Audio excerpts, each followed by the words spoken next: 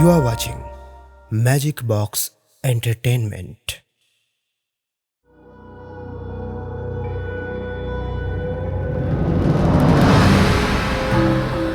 ভয় পেও না,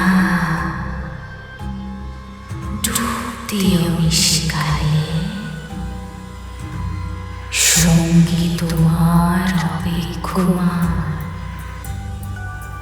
গভীর জলতলে। কাঁচো প্রেম সব অফুরান ভাষ্য দুজনাতে।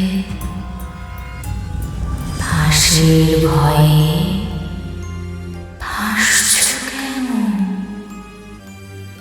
মায়ার জগৎ ভাসে।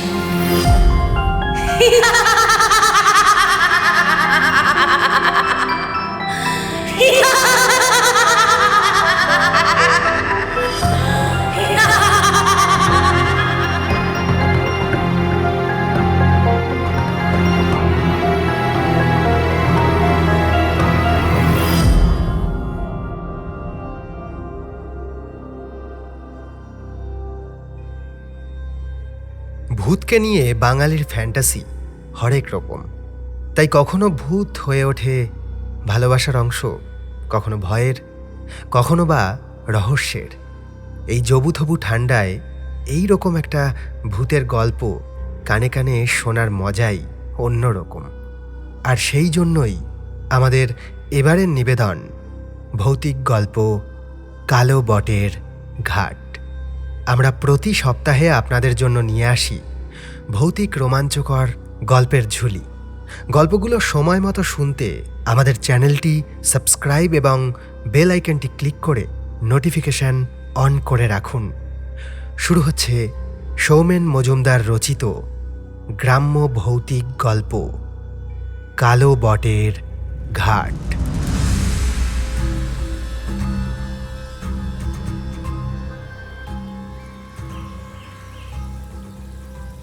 মাতলা নদীর একটা বাঁক এটা।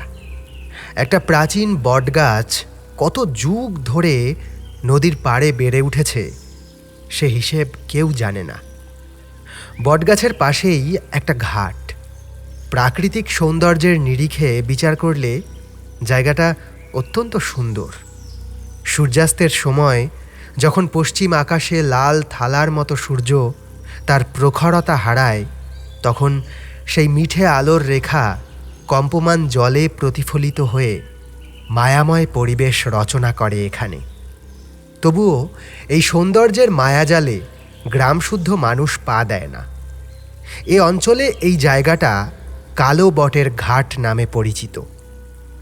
অজানা ভয়ের উপকথা প্রজন্ম ধরে প্রচলিত রয়েছে এখানে। দিনের আলোয় যেমন অপরূপ সুন্দর, তেমনি সন্ধ্যা নামার পর জায়গাটা ভয়াবহ হয়ে ওঠে। অন্ধকার যেন ধরিত্রীর এই টুকরোটুকু সম্পূর্ণ গ্রাস করে। কেউ কেউ বলে ওখানে কোনো ডাইনি বাস করে। আবার অনেককে বলতে শোনা যায় ওই অঞ্চলে বহু যুগ আগে একটা গ্রাম ছিল। প্রাকৃতিক কারণে মানুষজন সমেত গ্রামটা নদীগর্ভে তলিয়ে যায়। অপঘাতে মৃত সেই সব মানুষের আত্মা ওখানে আজও ঘুরে বেড়ায়। কাছে পিঠে জনমানুষের উপস্থিতি নেই, তাই কোনো কৃত্রিম আলোর রেখা দূর থেকেও চোখে পড়ে না। অনিচ্ছা সত্ত্বেও কিংবা ভুলবশত যখনই কেউ সন্ধ্যার পরে এখানে এসেছে, তারা কিছু না কিছু অলৌকিক অনুভব করেছে। হতে পারে তা উষ্ণতার তারতম্য, অথবা ঝিম ধরানো কোনো গন্ধ। আবার কখনো কোনো অদৃশ্য অজ্ঞাত অনুসরণকারী অনাহুত অতিথির অনুভূতিকে ভয়ের পুঞ্জীভূত প্রভাবে আচ্ছন্ন করেছে। আর ভয় এমন এক অনুভূতি যা একবার মনে আশ্রয় নিলে ক্রমাগত নিজের বিস্তার ঘটাতে থাকে। সে বিস্তার কোনো মহামারীর চেয়েও তীব্রতর। কালো বটের ঘাট নিয়ে সবার মনেই ভয় থাকলেও এ গ্রামে একজন মাত্র ছিল যার হৃদয়কে অজ্ঞাত ভয় স্পর্শ করতে পারেনি। সে ছিল এই ঘাটের মাঝি হারান। সন্ধ্যা নামার পর এখানে লোকজনের আনাগোনা বন্ধ হয়ে গেলেও বিপদগ্রস্ত যাত্রীদের অপেক্ষায় এই ঘাটে অপেক্ষা করে সে। হারানের পরিবারে কেউ নেই, একদম একা মানুষ। পিছুটান নেই বলেই হয়তো এমন দুঃসাহস সে দেখাতো। তবে গ্রামের সবাই তাকে অনেক বারণ করেছে, কারো কথাকেই আমল দেয়নি সে। তাকে সে কথা বললেই সে বলতো, আরে ভূত পেতনি আমার করবে কি, হ্যাঁ, আমি ওদের জম। কিন্তু শুভাকাঙ্ক্ষীরা এমন প্রত্যাখ্যান দেখেও মাঝে মাঝে তার জন্য চিন্তাগ্রস্ত হয়ে বারণ করত।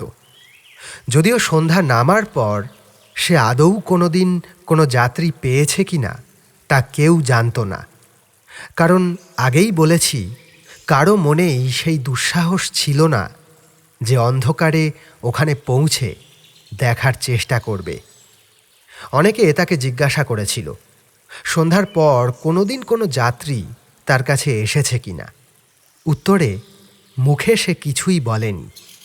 ঠোঁটের কোণায় সামান্য হাসি এনে রহস্যকে আরও জটিল করে তুলেছে।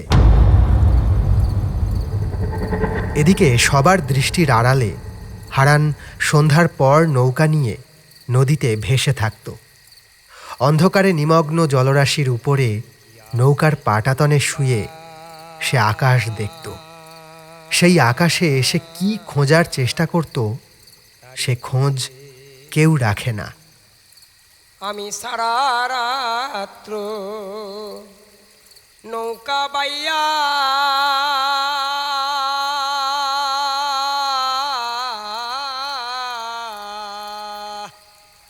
আমি রাত পোহাইতে দেখি চাইয়া গো,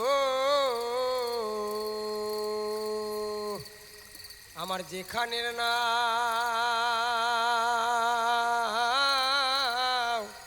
সেইখানেতে আছে। আগেই বললাম হারান একেবারে নিঃসঙ্গ। হারানের বয়স যখন 7 বছর, সেই সময় 6 মাসের ব্যবধানে কি এক ব্যাধিতে বাবা মা দুজনেই জগতের মায়া ত্যাগ করে। ব্যাধি নিরাময় তো দূরের কথা, নির্ণয় করার সাধ্যটুকু তাদের ছিল না। বাবা মা চলে যাওয়ার পর গ্রামেরই পাড়া প্রতিবেশীরা সাধ্যমতো তার খেয়াল রাখত। তবু বাপ মা না থাকলে যেমনটা হয় আর কি। সামান্য পড়াশোনা সে করেছে। কষ্টের দিন কাটতে কাটতে বয়স যখন তার 17 হলো, সেই সময়ে সে একটি মেয়ের ভালোবাসার মায়ায় আটকে পড়ে। মেয়েটির নাম ছিল আলো। পেটের দায়ে হারান 15 বছর বয়স থেকেই এই ঘাটে খেয়া পার করা শুরু করে। একদিন ওপারে যাওয়ার জন্য তার নৌকায় এসে চড়ে আলো। সেই প্রথম আলাপ। তারপর কথা বাড়তে থাকে। যৌবনের উচ্ছ্বসিত তরঙ্গে জন্ম নেয় প্রেম। তারপর কত সন্ধ্যা যে তারা নৌকার পাটাতনে শুয়ে অন্ধকার আকাশের দিকে চেয়ে ভবিষ্যতের স্বপ্ন বুনেছে তার হিসাব নেই। কিন্তু সময়ের তরঙ্গ সরল রেখায় চলে না। আলোর বাড়ির লোক এই সম্পর্ক কোনোভাবেই মেনে নেয়নি। জোর করে শহুরে একটি ছেলের সঙ্গে সম্বন্ধ ঠিক করে। আলোকে বন্ধ করে রাখা হয় বাড়িতে। বিয়ের আয়োজন শুরু হয়। সানাই বেজে ওঠে, সেজে ওঠে ছাদনাতলা। কিন্তু আলো যে ভালোবাসা হারানকে সমর্পণ করেছে তা তো ফিরিয়ে নেওয়ার নয়, তার চেয়ে মৃত্যুই শ্রেয় মনে হয় তার কাছে। বিয়ের জন্য নির্দিষ্ট দিনেই বিচ্ছেদের যন্ত্রণায় ক্লিষ্ট হতে হতে বন্ধ ঘরে গলায় ফাঁস লাগায় আলো। এই খবর স্বাভাবিকভাবেই গ্রামময় ছড়িয়ে পড়ে, হারানের কানেও পৌঁছায়। হারানো ভেবেছিল আলোর পথ অনুসরণ করবে, কিন্তু আত্মহত্যা যে মহাপাপ। বরং সে সিদ্ধান্ত নেয় এই যন্ত্রণা থেকে সহজে মুক্তির উপায় বেছে না নিয়ে বিচ্ছেদের বেদনাকে আজীবন যাপন করবে সে। আর তাই এরপর থেকে সন্ধ্যার অন্ধকারে হারান নৌকার পাটাতনে শুয়ে তারা ভরা আকাশের দিকে চেয়ে থাকত।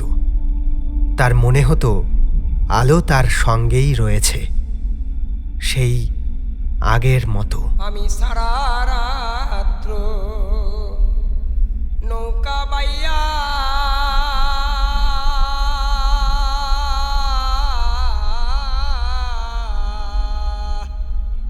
আমি রাত পোহাইতে দেখি চাইয়া গো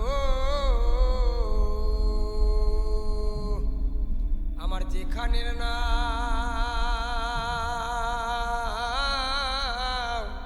সেইখানেতে আছে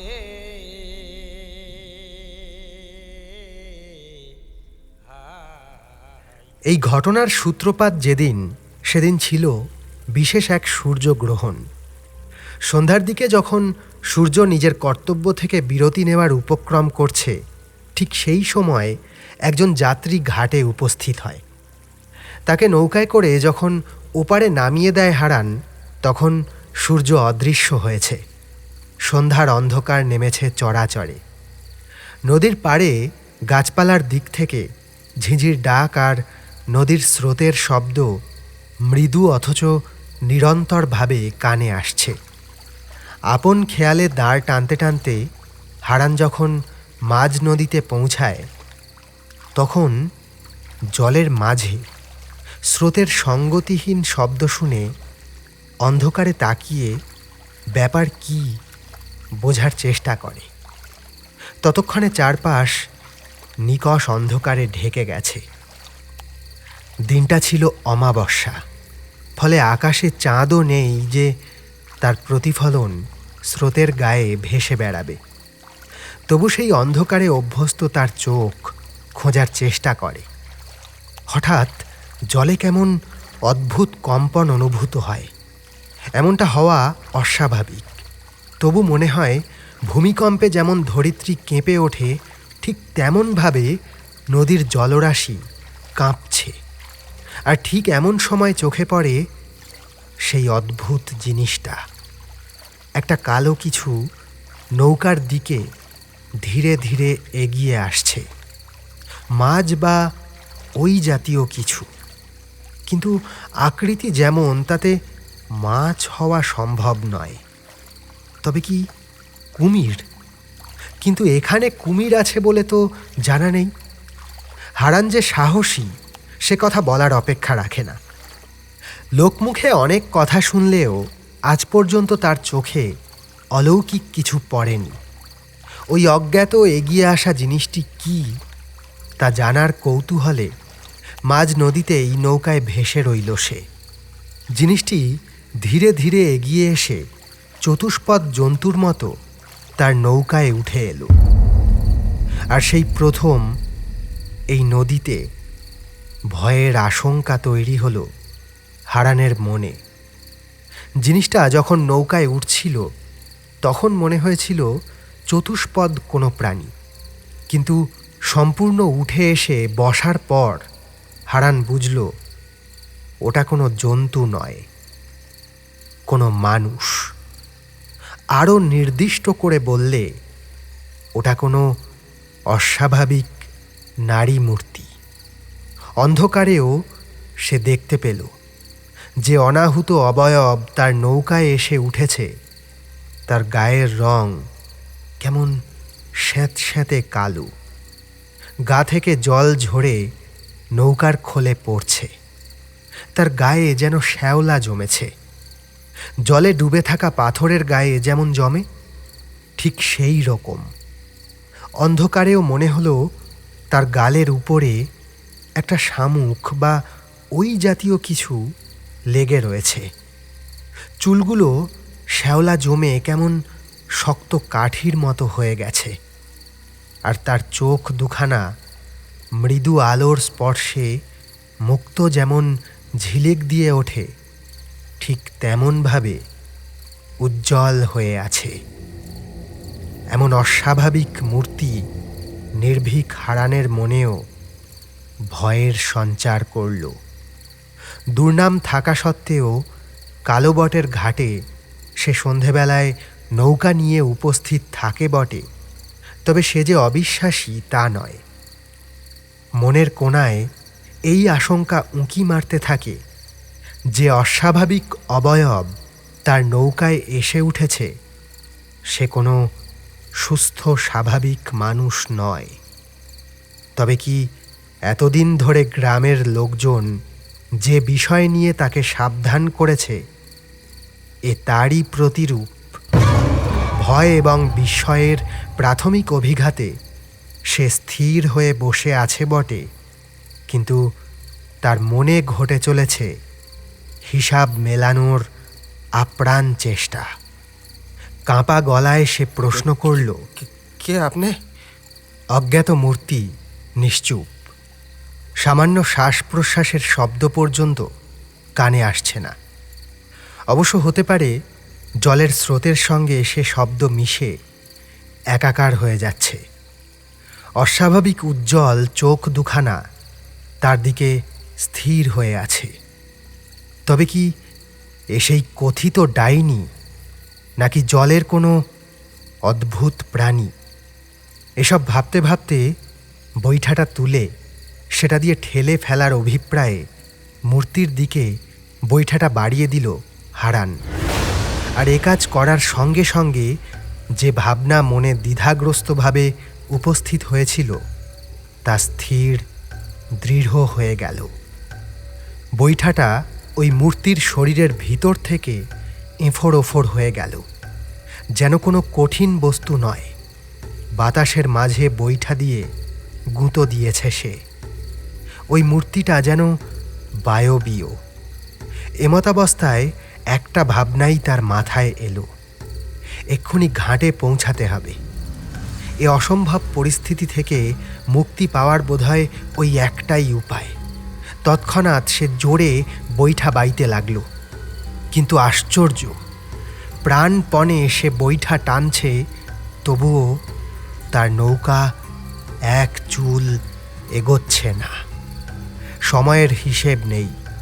হারান যখন এমন প্রাণপণে চেষ্টা করছে এগিয়ে যাওয়ার, হঠাৎ তার নৌকায় বসে থাকা সেই অলৌকিক অবয়ব নারকীয় উল্লাসে অট্টহাসি করে উঠল।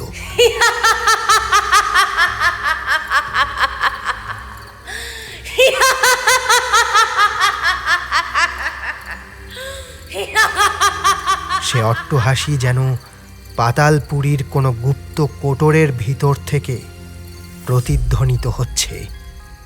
পরক্ষণেই হারান দেখল তার নৌকায় আর কেউ বসে নেই। নৌকা এবার এগোচ্ছে। বৃথা ভাবনায় সে আর কালক্ষয় না করে দ্রুত নৌকা নিয়ে এগিয়ে চলল বটতলার ঘাটের দিকে।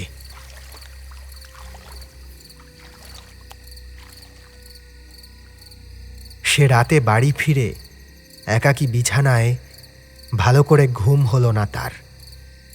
বিনিদ্র রাত কাটিয়ে ভোর রাতে বিছানা ছেড়ে উঠে ঘর বন্ধ করে সে বেরিয়ে পড়ল। এই গ্রামে একটি কালী মন্দির রয়েছে। মন্দিরটিতেই বংশানুক্রমিকভাবে পুজো করে চরণদাস খুড়ো। এছাড়াও খুড়ো ঝাড়ফুঁক টুকটাক এসব করে। খুড়োর উপরে গ্রামের লোকের অগাধ বিশ্বাস। হারান সোজা গিয়ে উপস্থিত হল সেই মন্দিরে। মন্দিরের সীমানার মধ্যেই এক কোণে একটা ছোট্ট ঘর। সেখানেই স্ত্রী এবং একমাত্র সন্তানকে নিয়ে চরণদাস খুড়ো বাস করে। মন্দিরে যখন সে পৌঁছালো তখন খুড়ো মন্দিরের পাশের ফুল গাছ থেকে ফুল সংগ্রহ করছে পুজোর জন্য। এত সকালে হারানকে আসতে দেখে খুড়ো বলল, কি হলো রে, এত সকাল সকাল এখানে? খুড়ো, আমি জানি না কি হয়েছে। সারা রাত ধরে ঘুমাইতে পারিনি। একটা কথাই মনে হয়েছে, এ বিপদ থেকে তুমি আমারে বাঁচাতে পারো। গতকাল সন্ধ্যায় আমি নৌকা নিয়ে ঘাটে ছিলাম। হারান সব কথা বিস্তারিতভাবে খুড়োকে বলল। সব শুনে খুড়োর মুখে কেমন চিন্তিত ভাব ফুটে উঠল। ভ্রু কুঁচকে বেশ কিছুক্ষণ এক দৃষ্টিতে তাকিয়ে রইল হারানের দিকে।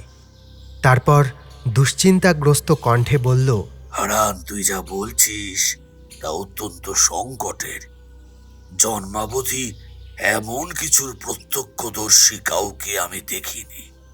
আমার আমার বাবা বেঁচে থাকতে একটা ঘটনার কথা বলেছিল। সেই ঘটনায় এমন কিছু একটার উল্লেখ ছিল। আমায় আমায় পুরনো বইপত্র ঘেঁটে দেখতে হবে। তবে যদি খুব ভুল না হই, তবে তোর সামনে যে উপস্থিত হয়েছিল সে কোনো পরী। কিন্তু অমন বিশ্রী দেখতে পড়ি। গল্প কাহিনীতে অনেক কিছুই শোনা যায়, কিন্তু বাস্তবে পরী ওই রকম ভয়ঙ্কর হয়। যদিও ওরা চাইলে রূপ ধারণ করতে পারে। হয়তো শুনেছিস অনেকে পরীর ধন পায়। এ হলো সেই পরী। আমি যেটুকু জানি, প্রাচীনকালে ধনী ব্যক্তিদের পোড়ানোর পর সাধুদের ডেকে পূজা করিয়ে তার চিতাভস্যের সঙ্গে অনেক ধন সম্পদ মাটিতে পুঁতে দেওয়া হতো। সাধুরা সেই ধন সম্পদ রক্ষা করার জন্য কুমারী মেয়ের আত্মাকে ওই ধনের সঙ্গে বন্দী করত, এবং সেই বন্দী আত্মা অনন্তকাল ধরে আজও সেই গোপন ধনের রক্ষা করে চলেছে। অনেকে স্বপ্নে সেই ধনের খোঁজ পায়। প্রধানত তা ঘটে সেই ব্যক্তি সেই বংশের কেউ হলে। এছাড়া পরী অর্থাৎ সেই বন্দী আত্মা যদি কারো উপরে প্রসন্ন হয়, সেক্ষেত্রে স্বপ্নাদেশ দেয়। গুপ্তবিদ্যার মতে এর বাইরে কাউকে যদি পরী দেখা দেয়, তবে তার মৃত্যু আসন্ন। গাল ভরা কথা বলে তোকে আশ্বস্ত করব না। আমি কোনো একটা উপায় খুঁজে বের করার চেষ্টা করছি। আজ দিনটা আমায় দে। তবে যতক্ষণ না কিছু করতে পারছি, সাবধানে থাকিস। পরীর মায়া বড় সাংঘাতিক। এমন কথা শোনার পর কোনো মানুষের পক্ষেই স্বাভাবিক থাকা সম্ভব নয়। এমনটা যদি হারান শুধুমাত্র শুনত, তবে হয়তো ফুৎকারে উড়িয়ে দিত। কিন্তু গতকাল সন্ধ্যায় সে যা দেখেছে, তারপর আর তার মনে এসব নিয়ে অবিশ্বাসের লেশ মাত্র নেই। বিষণ্ণ মনে সে বাড়িতে ফিরে এলো। দুশ্চিন্তাগ্রস্তভাবে সারা দিন কেটে গেল। যত সময় গড়াচ্ছে, হারানের মনের ছটফটানি তত বৃদ্ধি পাচ্ছে। দুপুরের পরে সে আর ধৈর্য ধরতে পারল না। চরণদাস খুড়ো কি আদৌ কোনো সমাধান খুঁজে পেল? এ জিজ্ঞাসা তার মনে পাক খেতে লাগল। বাড়ির দরজা বন্ধ করে আবার সে চলল খুড়োর কাছে। সূর্যের ঝলমলে আলো আর কিছুক্ষণ পরেই লোপ পাবে। মন্দিরের সীমানায় প্রবেশ করে খুড়োর বাড়ির দিকে তাকিয়ে হারান দেখল খুড়ো বারান্দায় বসে কোনো একটা অতি জরাজীর্ণ প্রাচীন বই অত্যন্ত মনোযোগ সহকারে পড়ছে। এমনকি হারান যখন সামনে এগিয়ে এলো, তখনও পর্যন্ত খুড়ো তাকে লক্ষ্য করল না। হারান ডাকল, খুড়ো। সামান্য চমকে উঠে খুড়ো হারানের দিকে তাকালো। তারপর বলল, হারান, এ অগাধ সমুদ্র। আমার ধারণা সঠিক, তুই পরীকেই দেখেছিস। এই পরীর যে কতটা ক্ষমতা, তা এখনো সম্পূর্ণ আমি খুঁজে পাইনি। তবে তার হাত থেকে রক্ষা পাওয়ার একটা উপায় খুঁজে পেয়েছি। ওই ঘাটে একটা বিশেষ পুজোর আয়োজন করতে হবে। তবে তা নির্দিষ্ট দিনে যে কোনো দিন করলে কিন্তু হবে না। পঞ্জিকায় দেখলাম পরশুদিন সেই পূজার আয়োজন করা যাবে। বিপদগ্রস্ত শুধুমাত্র তুই নয়, এই সমগ্র গ্রাম বিপদগ্রস্ত। কালো বটের ঘাট নিয়ে গ্রামের লোকে হয়তো অনেক কথাই বলে, কিন্তু তাদের কোনো ধারণা নেই ওখানে কি ভয়ঙ্কর জিনিস লুকিয়ে আছে। আমারও ধারণা ছিল না। একবার যখন পরী দেখা দিয়েছে তখন সে আবার ফিরে আসবে, বিভিন্ন লোককে নিজের ফাঁদে ফেলবে, অর্থাৎ তাদের জীবন নেবে। এছাড়া গ্রামে মহামারী হওয়ার সম্ভাবনা রয়েছে, কিন্তু একটাই বাঁচোয়া, ওই পরীর প্রকোপ শুধুমাত্র এই গ্রামেই সীমাবদ্ধ। তার ক্ষমতা নেই এই সীমানা ছেড়ে অন্য কোথাও যাওয়ার। তবে সেই পুজো না হওয়া পর্যন্ত সবচেয়ে বেশি সাবধানে থাকতে হবে তোকে। যা, এখন বাড়ি ফিরে যা, আগামীকাল সকালে আসিস। পুজোর আয়োজনে যা যা লাগবে তোকে লিখে দেব। হারান ফিরতি পথ ধরল। হাঁটতে হাঁটতে মন্দিরের সীমানা ছাড়িয়ে যখন সে অনেকখানি চলে এলো, তখন দিনের আলো ম্লান হয়ে এসেছে। কিছুক্ষণের মধ্যেই সন্ধ্যা নামবে। হাঁটতে হাঁটতে হঠাৎ সে দেখতে পেল সে যে রাস্তা ধরে চলেছে সেই রাস্তায় কিছুটা সামনের দিকে একটি মেয়ে দাঁড়িয়ে রয়েছে। অঙ্গে তার লাল পাড় সাদা শাড়ি, বয়স 18-19 হবে। হাঁটতে হাঁটতে যখন সে মেয়েটির সামনে এসে পৌঁছালো, তখন মেয়েটিকে দেখে হারান কেমন মোহাবিষ্ট হয়ে পড়ল। এমন সুন্দর মুখশ্রী সে কখনো দেখেনি। হারানের মনে হলো এই পৃথিবীতে কেউ এমন সুন্দরী হতে পারে না। স্বর্গীয় সৌন্দর্যের বাস্তবিক রূপ যেন। তাছাড়া সেই মুখাবয়বে লেগে রয়েছে স্নিগ্ধ মোহময়ী হাসি। ধীরে ধীরে তার মস্তিষ্কের জাগ্রত স্নায়ুরা অক্ষম হয়ে পড়ল। কেমন ঝিম ধরা অদ্ভুত অনুভূতি হতে লাগল হারানের শরীর মনে।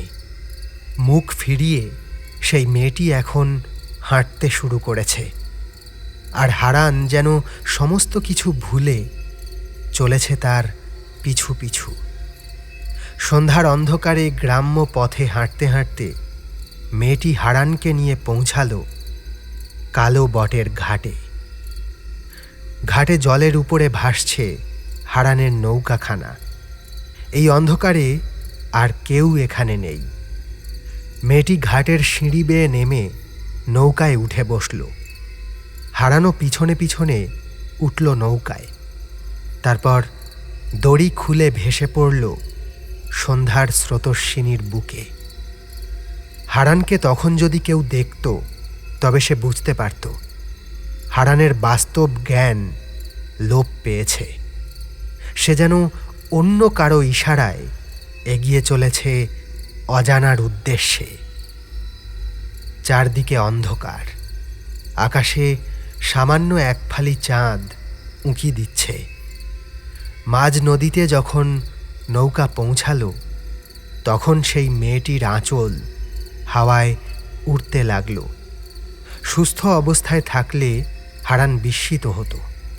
এই অন্ধকারেও মেয়েটিকে স্পষ্ট দেখা যাচ্ছে।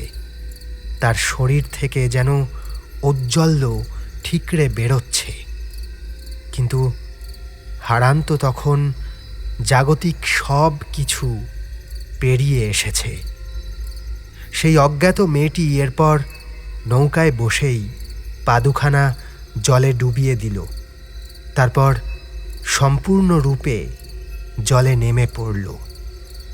নদী এখানে অনেক গভীর, কিন্তু আশ্চর্যজনকভাবে সেই মেয়েটি যেন জলের উপরে ভাসতে লাগল। কোমর সমান তার জলের নিচে নিমগ্ন, শরীরের ঊর্ধ্বাংশ জলের উপরে, যেন দুহাত নিচেই নদীর তল। তারপর সে হাত বাড়িয়ে দিল হারানের দিকে। হারান সম্মোহিতের মতো সেই হাত স্পর্শ করল। বরফের মতো শীতল সে হাত, কিন্তু তা অনুভব করার মতো ক্ষমতা হারানের তখন নেই। সে সেই হাত ধরে নেমে পড়ল জলে। সেই অলৌকিক মেয়েটির হাত ধরে তলিয়ে যেতে লাগল গভীর থেকে আরও গভীরে। ঠিক এমন সময় শীতল জলের স্পর্শে যেন তার সহসা ঘোর কাটল। অনুভব করতে পারল সে ক্রমাগত তলিয়ে যাচ্ছে, আর কেউ যেন তার পা ধরে টেনে নিয়ে যাচ্ছে নিচের দিকে। হারান আপ্রাণ চেষ্টা করতে লাগলো নিজেকে মুক্ত করে উপরে ভেসে ওঠার, কিন্তু কি অমানুষিক সেই শক্তি! হারান যত চেষ্টা করে উপরে ওঠার, ততোধিক শক্তিতে তাকে যেন কেউ নিচে টানতে থাকে। এই টানাপোড়েন চলতে থাকে বেশ কিছুক্ষণ। একবার সে কোনো মতে মাথাটা উপরে তুলতে সক্ষম হয়, কিন্তু পরক্ষণেই আবার প্রবল শক্তিতে তাকে কেউ নিচে টানতে শুরু করে। ঠিক এমন সময় এক ঝটকায় বিছানায় উঠে বসে হারান। তার সারা শরীর ঘামে জবজব করছে। এই অলৌকিক দুঃস্বপ্নের ঘোর কাটতে সময় লাগে। বিস্ফারিত চোখে বিছানায় বসে হাঁপাতে থাকে সে। কিছুক্ষণ আগে ঘুমের ঘোরে দেখা প্রতিটা দৃশ্য তার চোখের সামনে এখনো ভাসছে, কিন্তু হারান কিছুতেই হিসাব মেলাতে পারছে না। গতকাল খুড়োর কাছ থেকে ফেরার পরে সে তো সেই মেয়েটির সঙ্গে নদীতে গেছিল। তারপর সে ক্রমাগত ডুবে যাচ্ছিল। যদি ওই ঘটনা বাস্তব হয়, তবে সে বাড়ির বিছানায় এলো কি করে, কখন এলো? চিন্তাগুলো তার ক্রমাগত জট পাকিয়ে যেতে লাগলো। এমন সময় তার নজর গেল বালিশের পাশে অপরিচিত একটা বস্তুর দিকে। একটা কাঠের বাক্স, ছোটখাটো, কেমন ভেজা স্যাঁতস্যাঁতে ভাব। প্রথম দিন দেখা সেই নারী মূর্তির দেহে যেমন শ্যাওলা ছিল, বাক্সটার গায়েও তেমন শ্যাওলা জমেছে। কিন্তু এটা এখানে এলো কি করে? কে এনে রেখে গেল? অথচ দরজা তো বন্ধ। যদিও সে এটাও জানে না নিজে কি করে এ ঘরে পৌঁছেছে। পরিস্থিতির আঘাতে সে ভুলে গেছিল সকালে খুড়ো তাকে মন্দিরে যেতে বলেছে। স্বাভাবিক কৌতূহলবশত সে বাক্সটাকে হাতে তুলে নিল। বাক্সটায় তালা লাগানো নেই, আটকানোর জন্য ধাতুর একটা ব্যবস্থা রয়েছে। বাক্সটার পরিস্থিতি দেখে মনে হয় বহু দিন যাবৎ জলের তলায় ছিল। ধাতুর অংশটা লোহার হলে এতদিনে নিশ্চয়ই মরিচা পড়ে নষ্ট হয়ে যেত। হাতের সামান্য চাপে বাক্সটা খুলে গেল। সে বাক্সের ভিতরে সামান্য একখণ্ড কাগজ ছাড়া আর কিছুই নেই। আশ্চর্য, বাক্সের বাইরে শ্যাওলা জমেছে, কাঠ ভিজে রয়েছে, অথচ বাক্সের ভিতরে এক বিন্দু জল প্রবেশ করেনি। কাগজ টুকরো অক্ষত, একেবারে শুকনো। হারান বাক্সটা হাতে ধরার ফলে সামান্য জল লেগেছিল। পরনের লুঙ্গিতে হাতটা মুছে কাগজখানা বাক্স থেকে বের করল। কাগজে কিছু লেখা রয়েছে। প্রথমেই বলেছিলাম হারান খুব বেশি দূর না হলেও পড়াশোনা করেছে। বাংলা লেখা সে সহজেই পড়তে পারত। কাগজে ঝকঝকে বাংলা হস্তাক্ষরে লেখা, ভয় পেও না, ভয় পেও না, ডুব দিও, ডুব দিও কালে, নিশিকালে, সঙ্গী তোমার, সঙ্গী তোমার অপেক্ষমান গভীর জলতলে। কাঞ্চন প্রেম সব অফুরান, ভাসব দুজনাতে। ফাঁসের ভয়ে ফাঁসছ কেন, মায়ার জগৎ ফাঁসে। অর্থ সম্পূর্ণরূপে বুঝে উঠতে না পারলেও হারান এটুকু অনুমান করল এই চিঠিতে কেউ তাকে আহ্বান জানিয়েছে। কোথা থেকে এসেছে সে ডাক তাও হারান জানে। রাত্রির অন্ধকারে কেউ তাকে ডুব দিতে বলেছে নদী বক্ষে। এসব কথা যখন হারান ভাবছে, ঠিক সেই সময় মনে পড়ল খুড়ো তাকে সকালে যেতে বলেছে। দরজা বন্ধ করে সে বেরিয়ে পড়ল মন্দিরের উদ্দেশ্যে। কাগজের টুকরোটা লুঙ্গির কোঁচায় করে সঙ্গে নিয়েছে সে। মন্দিরের কাছে পৌঁছে হারান দেখল খুড়ো বাড়ির বারান্দার সামনে পায়চারি করছে। কাছে গিয়ে হারান খুড়োকে গতদিন ঘটে যাওয়া সব ঘটনা বিস্তারিতভাবে বলল। তারপর কাগজের টুকরোটা খুড়োর হাতে দিল। সে সময় বারান্দায় খুড়োর ছেলে দাঁড়িয়েছিল। ছেলের বয়স 20-22। খুড়ো কাগজটা পড়ে বলল, নিশ্চয়ই সেই পরীর কাজ। পরী তোকে ডাকছে।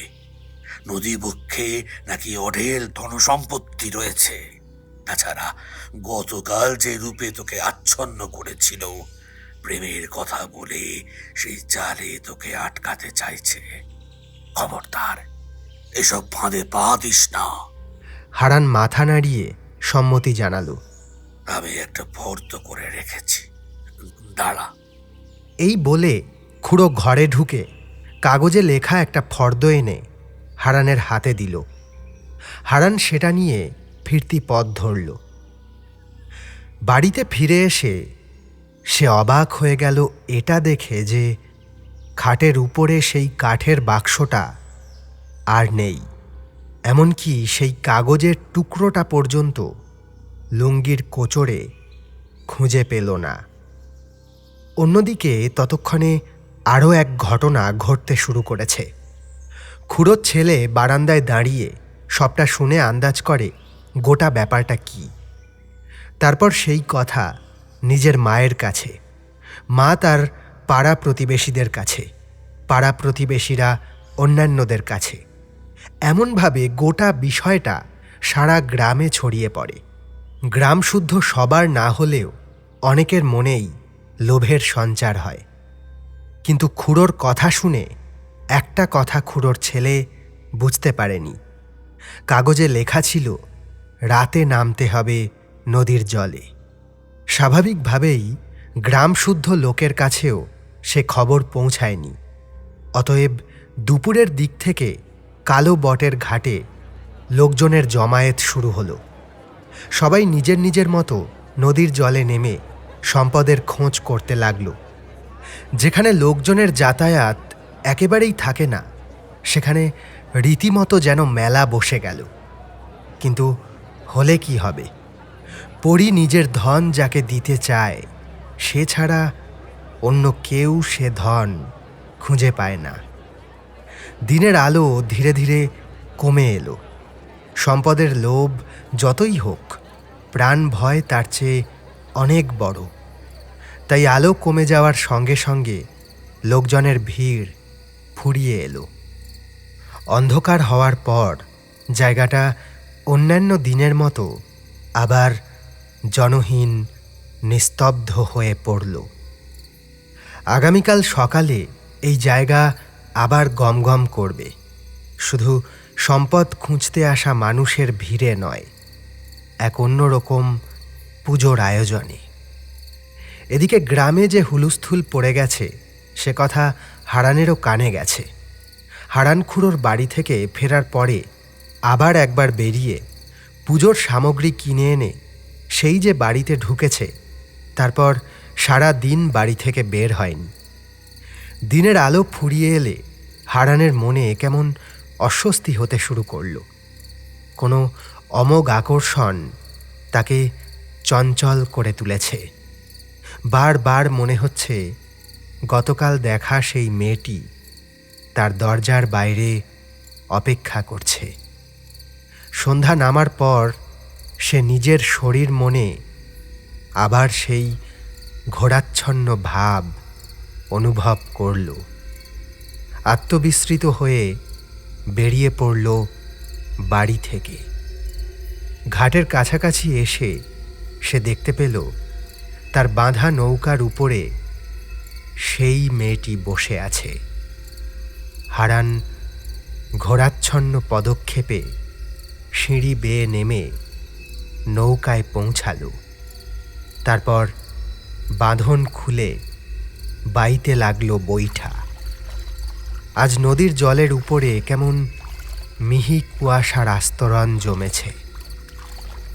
নদীবক্ষে যখন হারানের নৌকা স্থির হয়ে দাঁড়িয়ে রয়েছে, তখন সেই মেয়েটি গত দিনের মতো জলে নামল। তবে আজ ঘটল এক নতুন ঘটনা।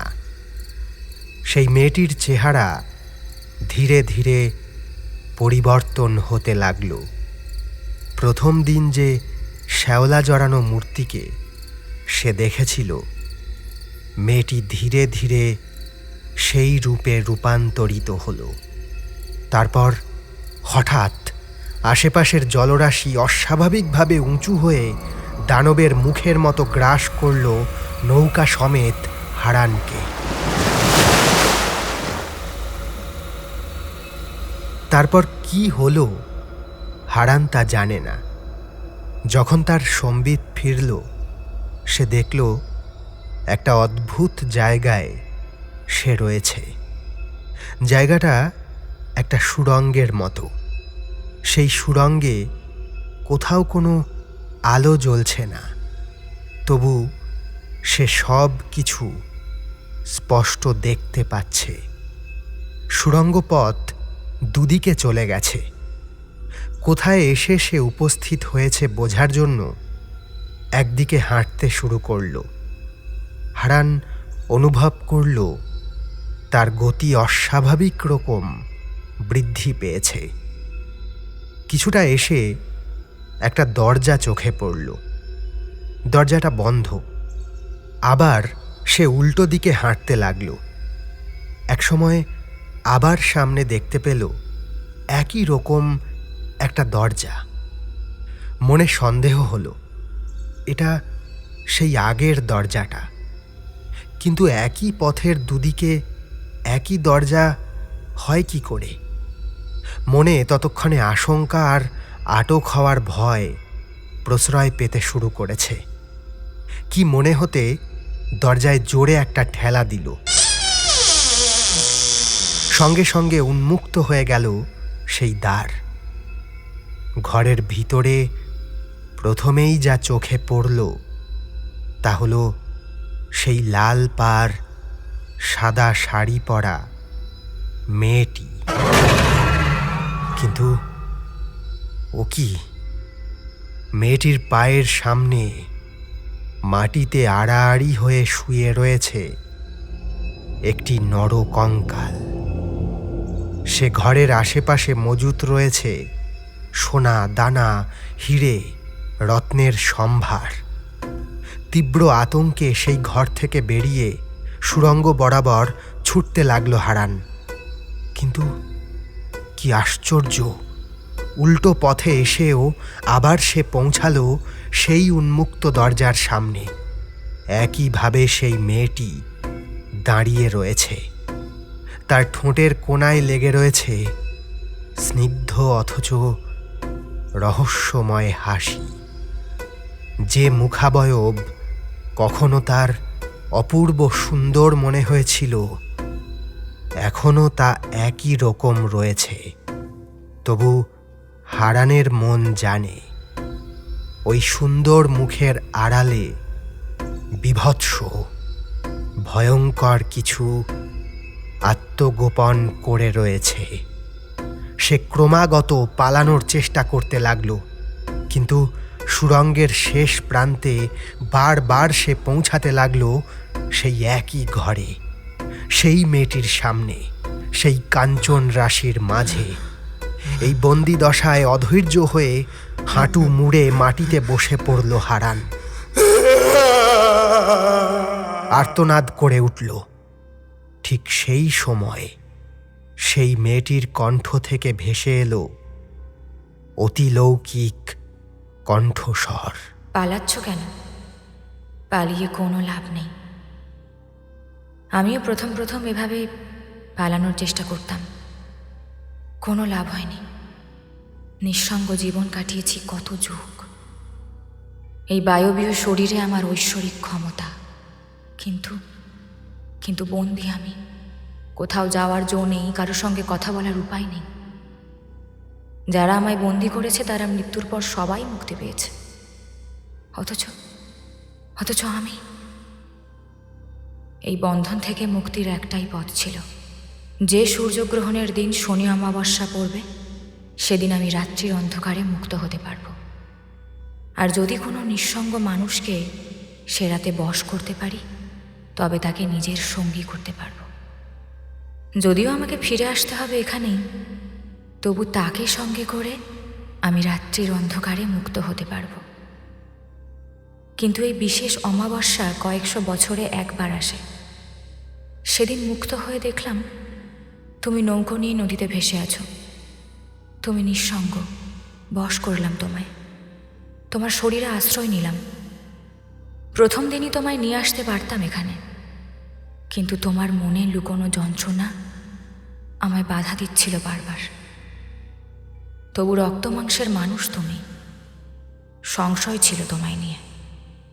সম্পদের লোভ দেখিয়েছিলাম, তাতেও তোমার মনের ক্ষয় হয়নি।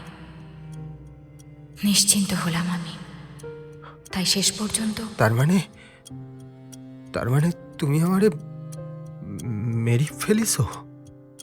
একরকমভাবে তাই, কিন্তু আমার কোনো উপায় ছিল না।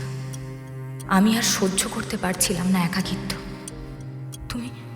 তুমি জানো না আমি কত যুগ ধরে এখানে একা বন্দি।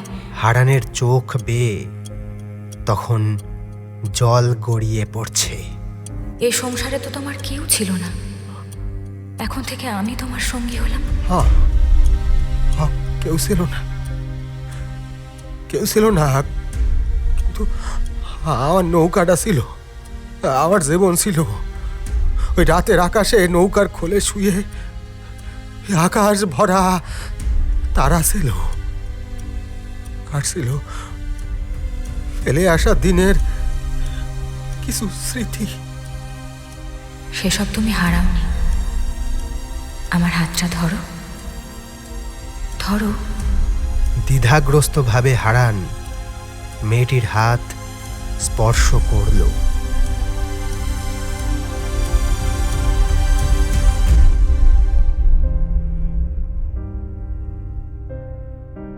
এদিকে পরদিন সকালে গ্রামে হুলস্থুল কাণ্ড। আসছে না দেখে খুঁড়ো খুঁজতে এসে দেখে হারান বাড়িতে নেই। সারা গ্রামের লোক তন্ন তন্ন করে খুঁজেও হারানের কোনো চিহ্ন খুঁজে পায় না। এমনকি তার নৌকাটাকেও কোথাও খুঁজে পাওয়া যায় না। খুঁড়ো আন্দাজ করতে পারে নিশ্চয়ই সেই পরী এই ঘটনার পিছনে রয়েছে। বিলম্ব না করে হারানের বাড়ি থেকে পূজার সামগ্রী নিয়ে ঘাটে পৌঁছায়। তারপর শুরু হয় পুজো। পুজো শেষে বিশেষ কিছু উপাচার নদীর জলে ভাসিয়ে দেওয়া হয়। সকলে আশ্বস্ত হয় এরপর আর কোনো ভয়ের কারণ এখানে থাকবে না। দিন কাটতে থাকে। সম্পদ খোঁজার হিড়িক একসময় কমে আসে। সবাই মনে করে সম্পদের কথা আসলে গুজব। পুজো হওয়ায় মানুষ মনে ভরসা পেয়েছে ঠিকই, তবু এখনো সন্ধ্যার দিকে এই ঘাটে কেউ আসে না। অজ্ঞাত ভয় এখনো গ্রামবাসীকে আচ্ছন্ন করে রেখেছে। দিন যায়, সপ্তাহ যায়, মাস যায়, বছর কেটে যায়। এদিকে গ্রামবাসীদের চোখের আড়ালে দিনের পর দিন ঘটে চলে অন্য এক ঘটনা। কোনো দিন মাঝরাতে ঘাট বরাবর নদীর মাঝে ভেসে ওঠে একটা নৌকা। নৌকার পাটাতনে হাত ধরাধরি করে শুয়ে একজোড়া নারী পুরুষ অনাবিল আকাশে তারার দিকে তাকিয়ে থাকে।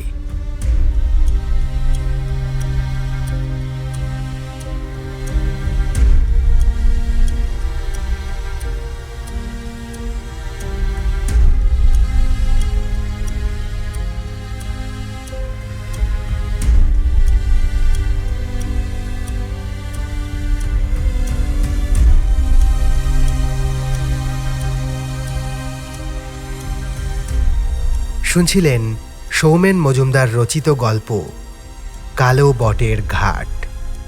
বিভিন্ন চরিত্রে রূপদান করেছেন সোমা, সৌরভ এবং আমি আপনাদের সঙ্গে সৌমেন। গল্পটি কেমন লাগলো অবশ্যই জানান কমেন্ট বক্সে। ভালো লাগলে লাইক এবং শেয়ার করুন। চ্যানেলে নতুন হলে সাবস্ক্রাইব করুন। কোনো গল্পের আপডেট যাতে মিস না হয় সেজন্য বেল আইকনটি ক্লিক করে নোটিফিকেশন অন করে রাখতে ভুলবেন না।